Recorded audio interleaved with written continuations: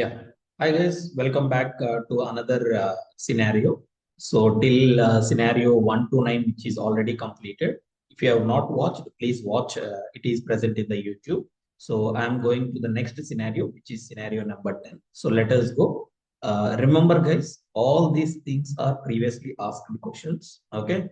And you can learn these topics. And I have also uploaded 100 plus how to answer yourself in front of the interviewer. That series is also which is available in YouTube. Please have a look. If you are a Tosca learning person, or if you have minimum years of experience and you're directly looking for a better career to shift into Tosca, please subscribe our channel and try to get it.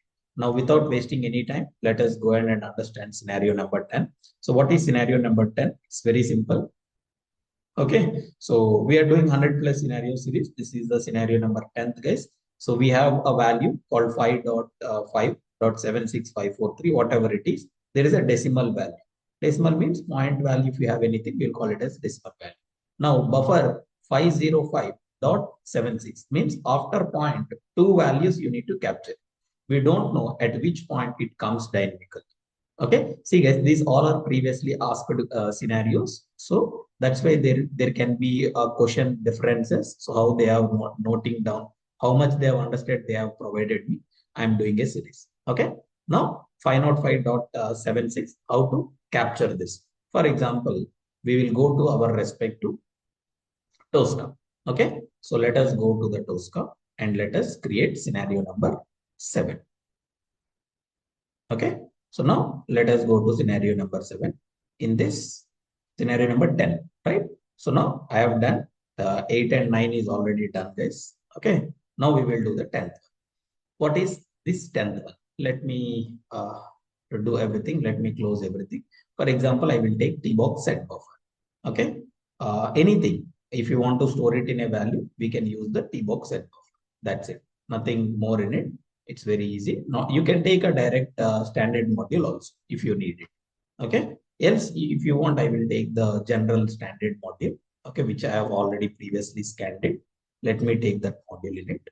Okay. If you have any doubts, you watch my previous videos, then you will understand. For example, we have certain register button and register options we have. Okay. Now, for example, if you have any value and you want to pass that value.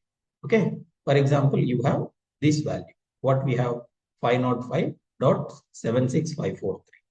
Okay. For example, what you need to do? You need to simply, after dot, every time you need to get 2 digits. Okay. So how to automate this one? In order to do it, in order to perform any calculation, we will use cal function. Okay. Now I want to remove certain values, right? I will use trunc.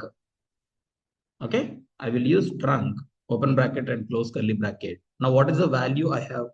I have 505.76543. Okay. 76543. And after this, what I want two points, right? So I will use comma 2. Okay. That's it. Now cut it and paste it inside. See, every time when you're writing any sentence, divide and rule. Don't write in a single way. Then you may get confused whether the closed bracket, open curly bracket is properly opened or not. Okay. For example, in the phone number or SSN token, you need to provide that value. Just right click and translate the value. What it will get it. See, you're getting 505.76, irrespective of what value you have. Okay, so this is all about the scenario number 10. Okay, for example, if the point value is changing. Okay, so even though if the point value is changing to this one, okay, we have moved that point. Now, what you need to get, irrespective of what the value is, you need to get point after point, you need to get two values.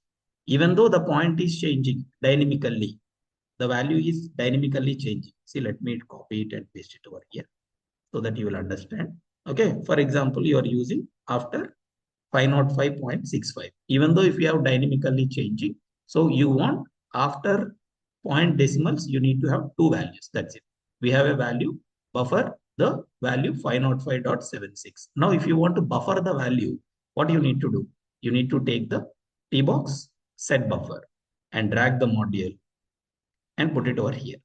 Okay. So what it will do, if you have any other buffer, okay.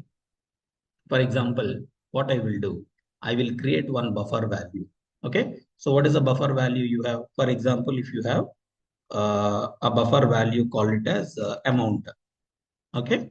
Amount you have. Now, whatever the amount value, let's not confuse. Okay. What is the value I have? I have 505. Just copy this one and paste it over here. Okay.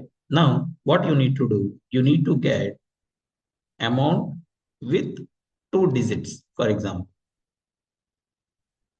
Okay. So a buffer you want to create it. Now, what you will do, you will copy this one and paste it over here. Okay. Got it? Now, if you write, it means I want this amount buffer should be 0.2 values. Means if you have any value, since we have not created, we won't have buffers. I want to showcase you. Just right click and run it. What it will do? It will take the value from this buffer. Okay. Take the value from this buffer, 505.76. So you have used this buffer. You have created this buffer. Now, if you want to pass the buffer in the phone number, curly bracket, capital B, open bracket, close bracket, and close curly bracket. You can reuse the buffer, guys. That is the main concept of buffer. So that value, it will take. Okay.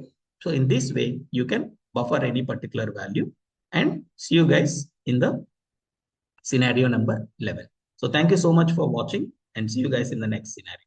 Thank you.